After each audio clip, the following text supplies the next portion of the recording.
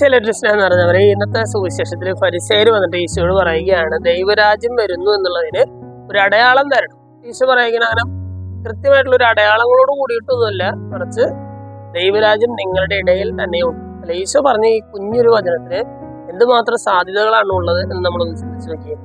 ദൈവരാജ്യം നിങ്ങളുടെ ഇടയിൽ തന്നെയുണ്ട്. നമ്മൾ തേടി പിടിച്ച് കണ്ടെത്തേണ്ട വലിയൊരു നിധി പോലെയൊന്നും അല്ല ദൈവരാജ്യം. മറിച്ച് ഈശോ പറയുകയാണ് നിങ്ങളുടെ ഇടയിൽ തന്നെയുണ്ട്. നിങ്ങളുടെ ഇടയിൽ തന്നെ നിങ്ങൾക്ക് അത് കാണാനായിട്ട് കണ്ടെത്താനായിട്ട് നിങ്ങൾക്ക് സാധിക്കുമെന്ന് ഈശോ പറയുകയാണ്. നമ്മളവരെ ഇന്നത്തെ സുവിശേഷമാശയം നമ്മൾ ചിന്തിക്കേണ്ടത് തന്നെയാണ്. ഞങ്ങളുടെ ഇടയിൽ ദൈവരാജ്യം ഉണ്ട്. ആ ദൈവരാജ്യത്തെ എങ്ങനെ കണ്ടെത്താനായിട്ട് സാധിക്കും അല്ലെ? പൗലോസിലെ നമ്മളോട് പറയുന്നുണ്ട് ദൈവരാജ്യം എന്നാൽ ഭക്ഷണവും പാനീയവും അല്ല, മറിച്ച് സമാധാനവും നീതിയിലുള്ള സന്തോഷവുമാണെന്ന് നമ്മളോട് പറയുന്നുണ്ട്.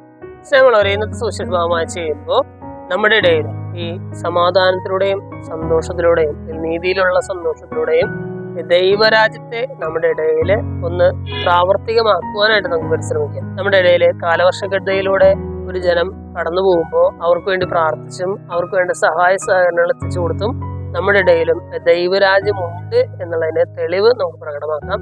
ദൈവം നമ്മെല്ലാവരെയും സമൃദ്ധമായിട്ട് അനുഗ്രഹിക്കട്ടെ.